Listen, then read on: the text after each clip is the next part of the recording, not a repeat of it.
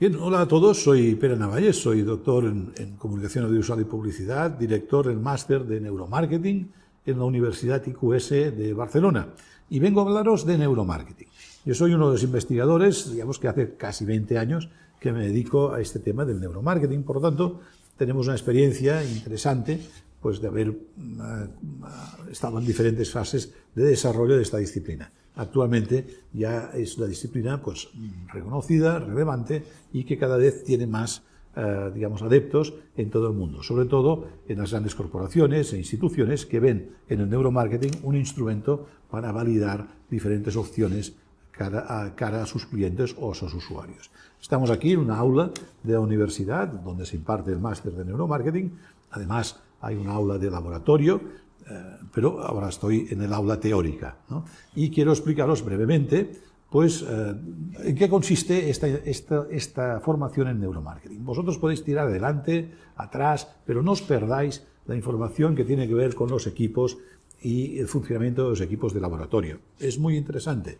He de deciros que si hace, no os digo 20 años, sino 15 años, yo hubiese encontrado un vídeo donde se explicase esta información, lo hubiese escuchado atentísimamente, porque para poder elaborar toda esta información hemos tenido que, en fin, reunirnos especialistas de todo el mundo, y he tenido que viajar por todo el mundo. He estado en Dubái, en Singapur, en Italia, en Francia, en fin, en muchos lugares, en Estados Unidos, en muchos lugares para hablar con especialistas que tenían parte de esa información. Y yo aportaba la mía, y hemos podido completar un puzzle de conocimiento que hoy en día pues, se puede ofrecer con todas las garantías para tener una muy buena formación. Es decir, para que aquellos de vosotros que tenéis una formación base pues en economía, en psicología, una buena formación, o en comunicación, o en neurología, podáis tener un conocimiento de especialización que os pueda impulsar en vuestra carrera profesional. Sin duda es así porque cada vez es más relevante, más reconocido digamos, el conocimiento de neuromarketing, porque en definitiva está aportando una información científica que no es opinática, sino que es científica sobre la preferencia o los usos, sobre las técnicas para mejorar precios, comunicación, percepción del producto, muchísimas cosas. Bien, sin más preámbulos, paso a explicaros en qué consiste este curso, ¿no? Este máster de neuromarketing, que dura 9 meses, es un curso académico, de los cuales la primera parte, la mitad, se hace de forma online y la segunda parte se hace de forma presencial, porque es muy importante poder utilizar los equipos de laboratorio. Seguir con la formación teórica, pero también utilizar los equipos de laboratorio y hacer investigación real.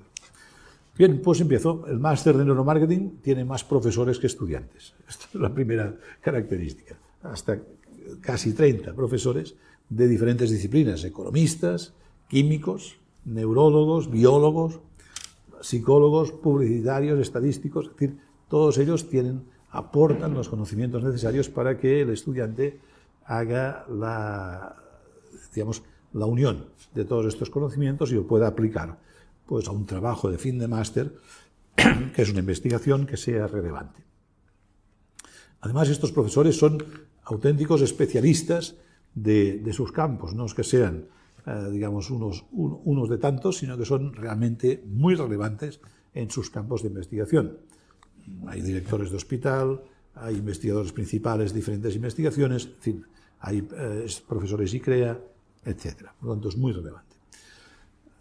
Claro, todos estos conocimientos los aplicamos al ámbito de la empresa. Es decir, no es que sean conocimientos teóricos que quedan en el aire, sino que los bajamos a nivel del suelo y podemos, digamos, ofrecer ventajas competitivas a las diferentes empresas. Por eso, estas empresas, aquí aparecen algunas de ellas, pues en ocasiones nos piden que les recomendamos a algún estudiante para incorporar a su staff, ¿no? Hay muchas posibilidades de conocer, de realizar un estudio en neuromarketing y conocer cosas. Por ejemplo, las resistencias y objeciones al consumo de una marca, ¿no? O su agradabilidad, o las preferencias entre una opción A o una opción B, o si el mensaje realmente es congruente. Congruente no es creíble, sino que sea un mensaje que está bien orquestado, que tiene cuerpo, que tiene las patas suficientemente largas como para que camine por sí solo, ¿no? Sí, permitidme la broma. La credibilidad del propio mensaje, ¿no? Si es creíble o no. ¿Es creíble el emisor? ¿Es creíble el mensaje? ¿Es creíble la forma en que lo estamos planteando? Esto es fundamental para que la gente siga o no. La memorabilidad, ¿es un mensaje que se recuerda o pasa como pasan tantas cosas por nuestra vida cada día, ¿no? O es una cosa que se recuerda y se recuerda durante años. ¿Cuántos de vosotros os acordáis del jingle de Coca-Cola, por ejemplo, ¿no? O de cualquier otro anuncio que ha pasado muchísimos años y que lo tenéis presente? Esto es memorabilidad. Bueno, ¿de qué sirve? Pues sirve de tenerlo presente siempre. De tenerlo, no es necesario repetir y repetir y repetir, sino que con menos inserciones se consigue un mayor nivel de conocimiento que una mala estrategia de comunicación, ¿no? En fin, por ejemplo, ¿no? El placer o la satisfacción sensorial, pues es muy importante en un aroma, por ejemplo, o simplemente la luminosidad o la temperatura, o, en fin, todos estos factores sensoriales muchas veces son determinantes para que yo me encuentre bien y a gusto en unos grandes almacenes, por ejemplo, o en una cafetería, o en un cine, que además huele a palomitas, a maní, ¿verdad? Y cuando entro allá, pues tengo esta percepción, digamos, asociada a la película, que además forma parte experiencial del hecho de acudir al cine, ¿no? Porque si no, no existirían los cines. Es decir, hace muchos años que existen televisores y que se puede ver cualquier película desde un televisor, más aún con las plataformas, pero persisten. Es decir, hay una experiencia singular en el hecho de asistir al cine. La identificación que yo pueda tener con la marca o con el producto, ¿no? Hasta qué punto unas gafas Ray-Ban, por ejemplo, no son un elemento identificador de un estilo de vida, ¿no? Y que me hacen a mí, digamos, me traspasen a mí este, digamos, factor de representación, por ejemplo, ¿no? En fin, crisis de identificación, ¿no? que ocurre cuando hay un gran problema, pues, asociado a la reputación, digamos, de una marca, pues cómo se tiene que actuar, ¿no? La fidelización ante variables como es el precio, la gama, es decir, hasta qué punto puedo estar dispuesto a comprar un producto, mi producto favorito, a pesar de que el precio sea superior, ¿no? Las motivaciones profundas que intervienen, la importancia del precio en diferentes condicionantes, ¿no? No es lo mismo pues, comprarnos una bebida en un entorno pues, de lujo que en un comercio. Naturalmente el precio difiere, ¿no? Y estoy dispuesto a que haya una diferencia de precio entre un restaurante pues, de una bebida, por decirlo igual, Coca-Cola, una Coca-Cola en un restaurante pues, que está bien atendido respecto al comercio, digamos, normal, pues es evidente, ¿no? Que hay una diferencia de precio y estoy dispuesto a pagarla por un servicio y un entorno que complementa el valor del producto, lo ayuda, ¿no? ¿Cuáles son los frenos al producto o a la marca, ¿no? Es decir, ¿hasta qué punto estoy dispuesto yo a comprarme un coche eléctrico, ¿no?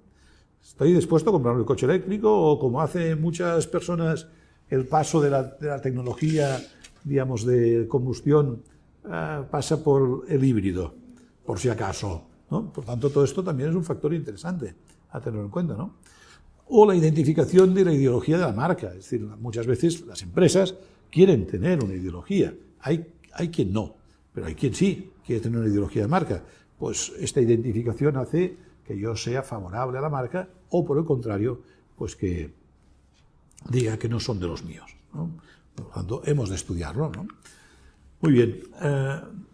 Bueno, nosotros disponemos para poder elaborar todas estas conclusiones, hemos de obtener unos resultados que son numéricos, porque tienen unos números, ¿no? Y que, por lo tanto, son científicos, ¿no? Bien, para obtener estos resultados utilizamos unos equipos que hemos validado, pero ojo porque este es el kit de la cuestión. Para validar estos equipos nos hemos pasado años, con lo cual quiere decir que no todos los equipos del mercado sirven estos, ¿no? Y si aparecen nuevos los validamos, a ver hasta qué punto realmente pueden ser interesantes, ¿no? Porque hemos probado muchos otros y tenemos cajones llenos de instrumentos que no sirven, ¿no? Que no valen o que no dan una señal suficientemente buena. Por lo tanto, los que nosotros recomendamos a nuestros estudiantes son los que hemos validado. Y esto ha requerido pues, tiempo, recursos económicos y la participación de especialistas en todos estos campos. En psiquiatría, para validar que el electroencefalograma realmente está adquiriendo la señal adecuada, ¿no? En neuroradiología, para ver que efectivamente el equipo de resonancia magnética es el adecuado para poder obtener esa información. En fin, en cada uno de ellos. Y estos equipos, los tenéis aquí expuestos, básicamente pues son el GSR, que es el equipo para medir las emociones a través de la conductividad de la piel, son el seguimiento ocular a través de gafas que te permiten poder ir a un lugar, no estarte quieto, sino poder ir al comercio, por ejemplo, y observar lo que está mirando al momento de decidir un cliente, o puede ser también un seguimiento ocular con barra que se coloca en los ordenadores.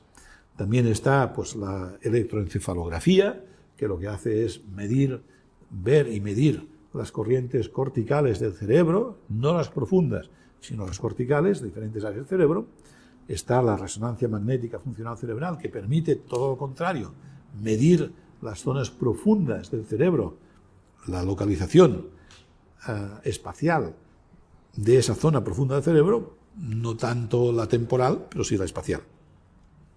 Y también el seguimiento de la expresión facial a través de microexpresiones para poder observar la reacción de una persona cuando se le está ofreciendo determinada información, ya sea audiovisual o personal, ¿no?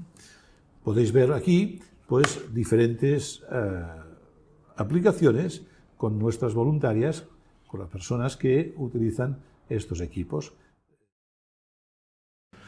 Bien, aquí estamos utilizando un equipo de seguimiento ocular.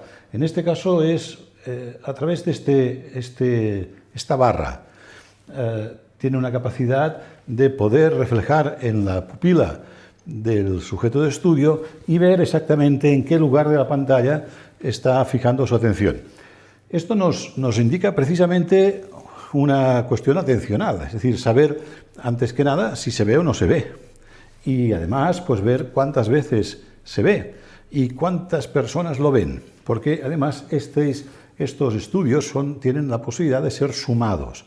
Por lo tanto, en este caso tenemos este sujeto que lo está haciendo, pero a continuación pueden pasar otros más y es recomendable pues, llegar a un número de 30 sujetos, 35 sujetos, para poder extrapolar unos resultados que puedan ser significativos. Se puede aplicar a páginas web, se puede aplicar a películas, se puede aplicar a todo tipo de material audiovisual, pero tiene otras posibilidades. También podría verse en entornos de cinematografía, por ejemplo, ¿no? Naturalmente necesitamos siempre el software de interpretación, el software de captación y de interpretación. Es un software que tiene una sincronía al milisegundo que permite saber exactamente en qué lugar, en qué momento está sucediendo esta captura visual que nos indica el interés del sujeto. Seguimos con otro equipo también de seguimiento ocular. En este caso son, en fin, una importante tecnología a través de las gafas que llevan incorporados unas cámaras para visionar el exterior, pero también para visionar, del mismo caso, también la pupila del sujeto de estudio. Bien, esto nos permite hacer estudios no únicamente en el laboratorio, también, pero no únicamente en el laboratorio. Nos permite poder ir, por ejemplo, a supermercados, a grandes comercios, nos permite hacer incluso conduciendo un estudio de cómo se comporta la conducta del usuario, pues cuando está conduciendo, por ejemplo, ¿no? Y si está visionando más los instrumentos, o está viendo el exterior, o está viendo las personas que lo acompañan, etc. Bien, la ventaja de este equipo es que permite su autonomía, digamos, su movimiento, ¿no? Toda esta información se va recogiendo en un teléfono móvil y después, una vez más, se volca en este software de interpretación donde se puede obtener los resultados visuales y también los resultados numéricos, porque estamos hablando de investigación científica, necesariamente tiene que haber una traslación en números, todo ello. Son unas gafas de reciente adquisición, son muy precisas y estamos muy contentos de poder ir haciendo este tipo de estudios que además se pueden aplicar ya sea naturalmente a la docencia, pero también a la investigación, pues, de productos para diferentes empresas, naturalmente.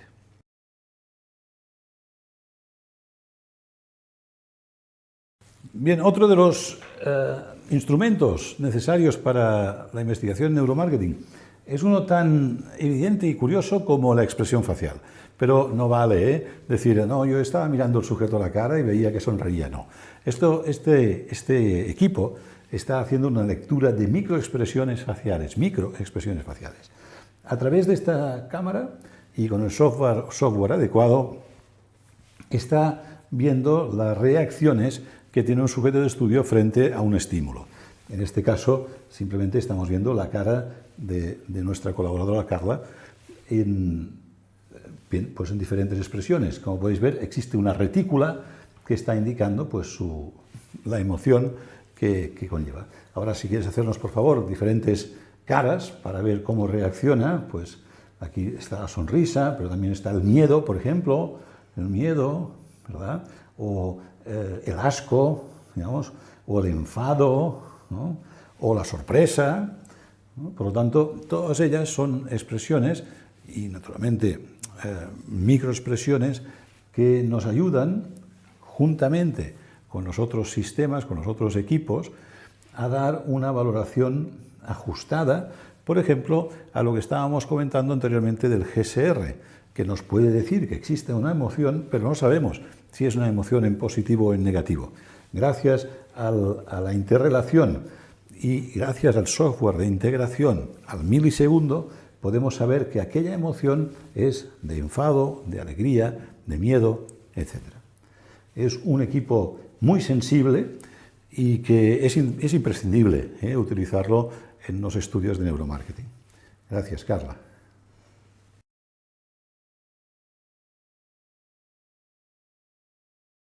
Otro de los equipos de laboratorio, un equipo importante, es el GSR, apócrifo de Galvanic Skin Response. Consiste en la medición a través de unos terminales eléctricos de la medición de la corriente que hay en la piel.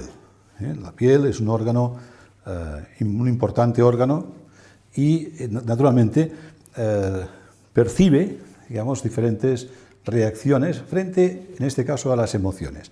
Todos nosotros hemos tenido aquello que llaman piel de gallina, ¿no? ¿Verdad? O se nos ha erizado la piel. Es la manifestación extrema de este caso. Bien, el GSR, por lo tanto, lo que está es colocando unos electrodos, que aquí se pueden observar, en la mano del sujeto y otro en la oreja para conocer el ritmo cardíaco y a través de ello, exponiendo al sujeto de estudio a un estímulo, que puede ser un estímulo auditivo, música, o un estímulo audiovisual, una película, o frente a cualquier otro estímulo, ¿no? Pues se puede observar si existen diferencias de emotividad.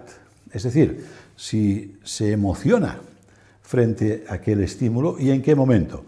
Una vez más, como tenemos este equipo, sabemos sincronizado exactamente el momento en que aquella persona pasa de tener una reacción apática a una reacción de emotividad. Y esto, naturalmente, la emotividad es buena porque fija la memoria, hace que tengamos mayor atención, etc. Por lo tanto, un nuevo equipo que utilizamos habitualmente para conocer el grado de emotividad. Pero no podemos, eso sí, no podemos saber si se trata en positivo o en negativo. Se estimula igualmente con alegría como que con miedo. Recibiremos la misma señal. Después, a través de otros sistemas que iremos viendo, combinándolos, podemos saber si se trata de un estímulo positivo o de un estímulo negativo.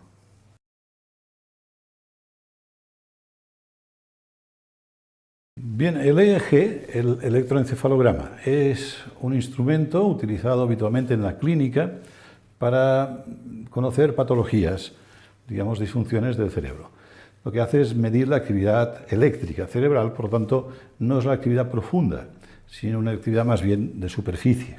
Puede, naturalmente, tener una lectura un poco más en profundidad, pero no es como ocurre con la resonancia magnética funcional cerebral. No, el EEG mide la actividad, digamos, por lo tanto, eléctrica. Y nos da una muy buena localización, digamos, espacial. Es decir, también nos dice pues, que el electrodo, pues el número 5, por ejemplo, es donde se está realizando una mayor actividad, etc. Diferentes electrodos. Nosotros para neuromarketing utilizamos un EEG de 8 electrodos. No es necesario que sea el EEG de la clínica con 20 y pico electrodos, ni mucho menos. Este gorro ya tiene localizados los diferentes espacios para colocar los electrodos. Esto facilita bastante pues, la aplicación del sujeto de estudio. Aunque llegar a la calibración de un EEG correctamente y que todos los electrodos estén correctamente posicionados puede tardar tranquilamente media hora, porque no siempre están todos activos. Requiere la intervención de un gel que se aplica con esta jeringa, que no tiene ninguna aguja, naturalmente, se aplica en el cuero cabelludo para facilitar la transmisión de la información eléctrica, ¿no? Bien, ¿qué podemos observar con el EEG? Bueno, pues desde luego los pensamientos no. Lo que podemos saber es la carga, digamos, que tiene cognitiva, es decir, la carga de trabajo que puede tener el sujeto de estudio frente a un estímulo determinado. Incluso podemos saber la agradabilidad o desagradabilidad frente a determinado estímulo. Pero tampoco podemos saber, digamos, si le gusta más un determinado precio o si el eslogan ese es mejor. Todo depende, naturalmente, de la estrategia con la cual diseñamos el diseño experimental, ¿no? Pero el EEG es una ayuda, sin duda, y tiene esta posibilidad.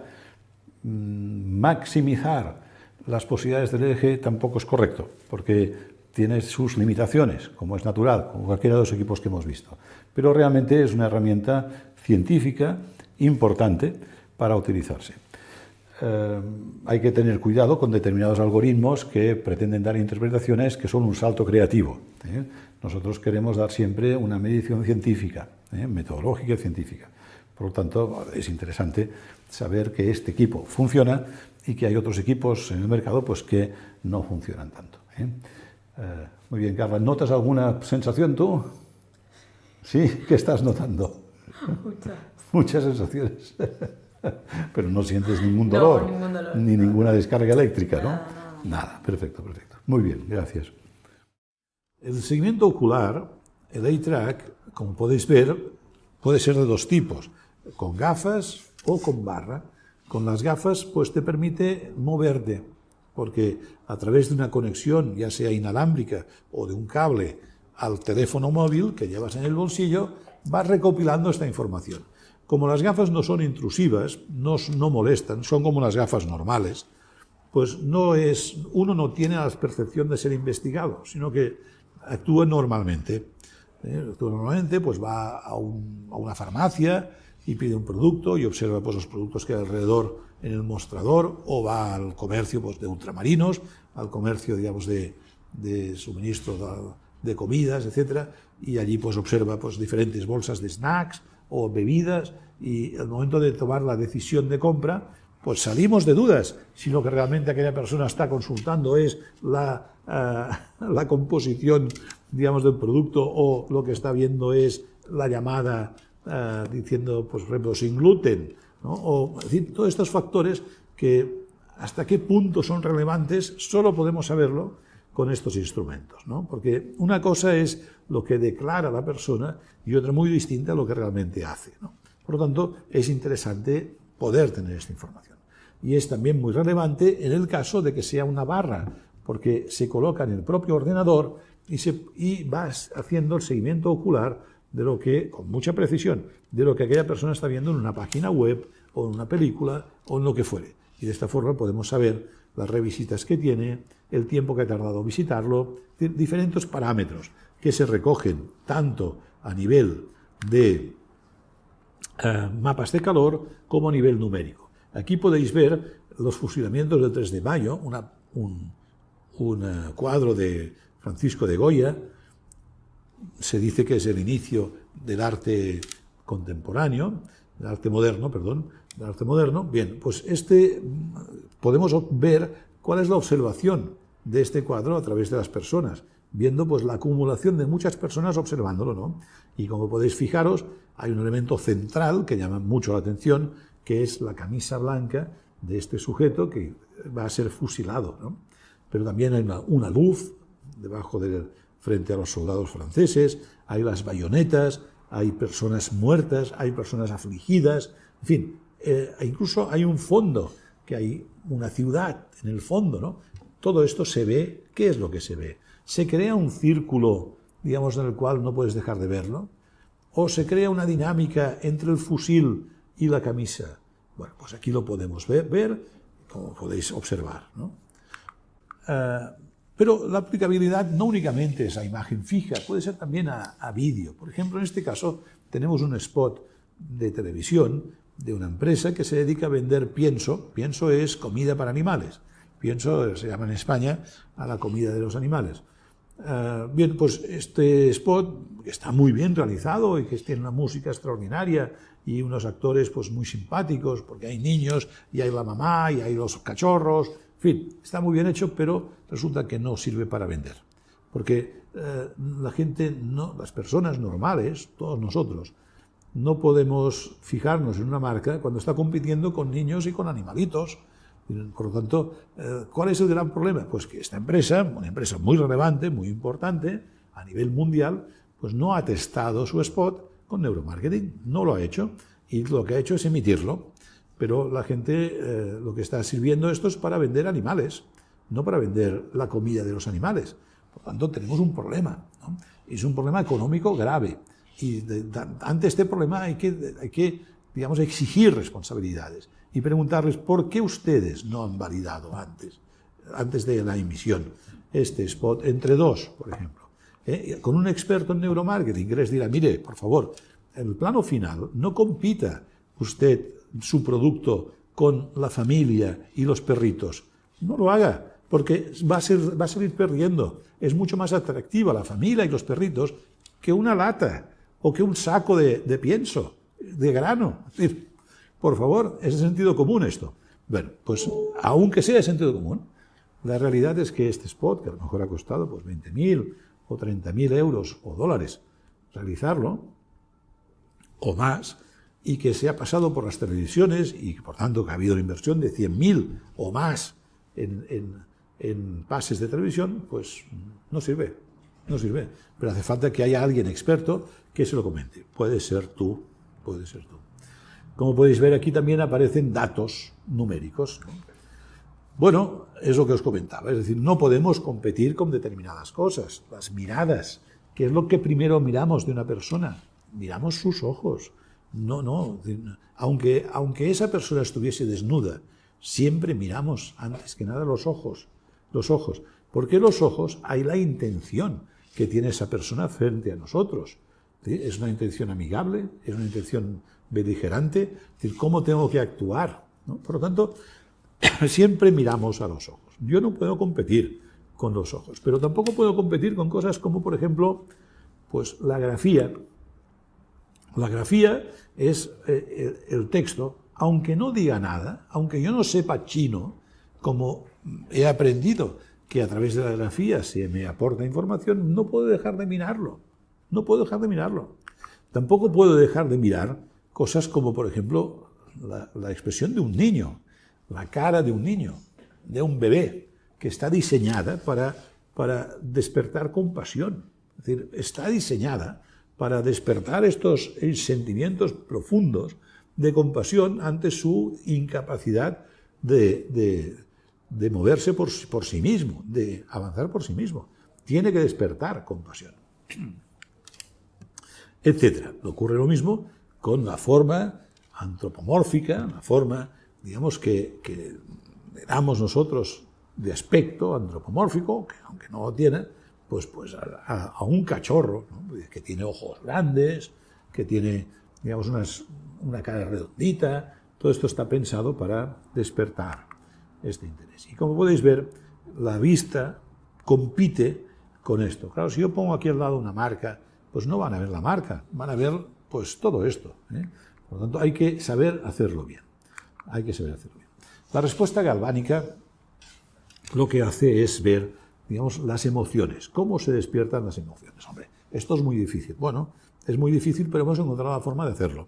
Hemos encontrado que a través de unos sensores en los dedos se ve la diferencia de eléctrica, de potencial eléctrico que hay por la piel, ¿no? Esto medido en unas unidades que se llaman microsiemens. Bien, pues esta diferencia, digamos, de voltaje en la piel corresponde a las emociones. Todos hemos sentido la percepción de tener la piel erizada, ¿no? Aquí se llama piel de gallina, ¿no? Bueno, pues la piel erizada, en definitiva, que es un ejemplo de sensación extrema, ¿no? Que hace que, pues mira, pues uno enseguida pues se ponga los pelos de punta, por ejemplo, ¿no? Bien, pues esto en diferentes medidas se ocurre frente a cualquier estímulo, ¿no? Y nosotros podemos medirlo. Y de esta manera, pues podéis ver aquí la curiosísima, digamos, ejemplificación cuando a una persona, digamos, pues le estamos poniendo música, y la música siempre es un factor interesante, es un factor de un lenguaje universal y además es un factor, pues, de agradabilidad. Cuando estamos poniendo música y le vamos poniendo diferentes tipos de músicas. Pero fijaros, llega un momento en que, como podéis ver en la gráfica, se dispara la emoción. ¿Y por qué será? Ay, ¿por qué será? Pues porque a esta persona le acaban de poner el himno nacional de su país, que para el resto de personas que no somos de ese país, pues nos deja una situación basal. Pero cuando a la persona que tiene esa nacionalidad, esa intracultura, que ha vivido todos estos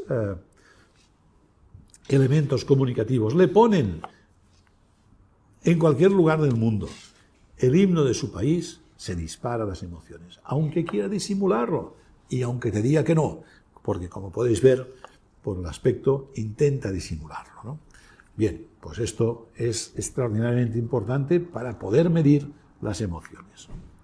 Y esto podemos aplicarlo en muchas otras condiciones. La expresión facial, pues en definitiva lo que hace es ver a través de microexpresiones cómo nuestro comportamiento, digamos, va cambiando. Es decir, resulta agradable, desagradable, nos produce asco, nos produce miedo. Es decir, todos estos elementos, todas estas percepciones y estas emociones, las podemos medir también a través de la expresión facial, ¿no? Y así, por ejemplo, pues tenemos un spot ya tiene sus años, pero fue premiado en Cannes, en el cual pues se puede observar que, a pesar de que existen situaciones un poco comprometidas, es un spot perfectamente publicable, naturalmente, a pesar de que existen estas situaciones un poco comprometidas, pues hay un factor determinante que hace que haya una explosión, digamos, en este caso, pues de sorpresa y de alegría, ¿no?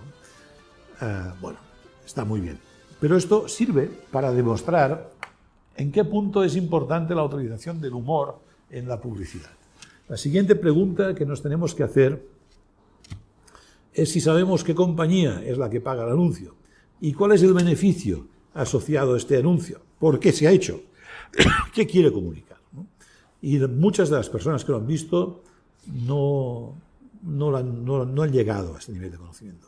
Por lo tanto, a veces hay que saber jugar con el humor y con la ironía, porque muchas veces ocurre que el mensaje no llega al nivel de profundidad que queremos. En definitiva, estamos vendiendo un producto, no haciendo reír a la gente, sino vendiendo un producto. Si no lo vendemos, no funciona, ¿eh? Otro de los elementos importantes es la electroencefalografía. Aquí podemos medir las diferentes áreas cerebrales, en las diferentes áreas cerebrales, la activación eléctrica de la parte cortical, no profunda del cerebro, ¿no? Bien, básicamente podemos conocer si es agradable o desagradable para aquella persona el estímulo que estamos enviando. Y hasta qué punto tiene una cierta carga cognitiva, es decir, trabajo para conocer esta información, ¿no? Y aquí hay un ejemplo interesante sobre si nos gusta o no nos gusta, pues que una persona se coma un gusano, ¿no? Evidentemente no nos gusta, ¿no? Y todo esto se recoge a través de datos numéricos, científicos, que después se puede pasar la estadística y podemos llegar de estos resultados a unas conclusiones, donde podemos presentar, por lo tanto, unas conclusiones validables, ¿no? Que se puedan aplicar, ¿no? Y que puedan ser realmente útiles para tomar la toma de decisiones. La resonancia magnética funcional cerebral, que aquí aparece, es la investigación que se realiza a través de unos equipos no ionizantes, sino que son equipos magnéticos y que permiten ver in vivo la reacción del cerebro. In vivo se refiere a que no es una imagen, sino que es un vídeo, ¿no? Se ve in vivo cómo está funcionando el cerebro frente a determinado estímulo, que puede ser un aroma, o puede ser un tema táctil, o puede ser algo que me como, o puede ser una música que escucho, o puede ser algo que estoy observando, a través de unos equipos que ya disponemos, pues, para que puedan verse, ¿no? Y así ver hasta qué punto, pues, está aquello despertando emociones, recuerdos antiguos, viendo si realmente, pues, llega al conocimiento que se desea, ¿no? Estos equipos requieren de la especialización y la participación y especialización de varios pues, técnicos y doctores en neuroradiología y técnicos en resonancia para poder elaborar, pues, estos resultados. Y los estudiantes los realizan, todos estos equipos, los estudiantes los utilizan habitualmente para poder realizar estas investigaciones, ¿eh? Por tanto, no es una cuestión meramente observativa, sino que es completamente participativa. Y el resultado precisamente se recoge aquí, en este resumen de trabajos realizados por los estudiantes del máster de neuromarketing en las diferentes ediciones. Aquí, como podéis ver, hay la reproducción de los equipos que se utilizan y podéis observar, pues, hasta 60 trabajos, incluso más, de fin de máster, que son auténticas investigaciones muy relevantes sobre si se ve o no se ve la publicidad en los trenes pues de cercanías de Barcelona, en este caso, ¿no? O el impacto del juego del ultimátum, que es un juego de economía muy interesante, ¿no? O, en fin, los anuncios de YouTube, los anuncios en YouTube, hasta qué punto son intrusivos, si son intrusivos se recuerdan más o menos, por ejemplo, o el audio branding, de qué forma es importante dotar a una marca de un sonido, pues como han hecho otras marcas, ¿no? McDonald's o que decía en Loving It, o al momento de activar el Windows, o, en fin, diferentes, hasta qué punto esto mejora la memorización y la identidad de marca, ¿no? En fin, hay muchísimos trabajos, todos ellos muy interesantes, que han sido realizados por los estudiantes. ¿Es mejor una promoción de cantidad? ¿Es mejor una promoción de precio? ¿O es mejor una promoción de descuento, por ejemplo? O de sumar un producto adicional. Pues depende, ¿no? Depende del producto, depende del sector, pero ellos tienen aquí la información adecuada para saber cómo funciona. El sabor de un producto, de una cerveza, varía según si se utiliza una jarra de madera, una jarra de cristal o una jarra cerámica. Pues sí. La percepción de calidad, no únicamente de sabor, sino de calidad y de lo que estoy dispuesto a pagar por una cerveza, la misma, depende de la jarra con la que la tomo. Y esto se demuestra en estos estudios.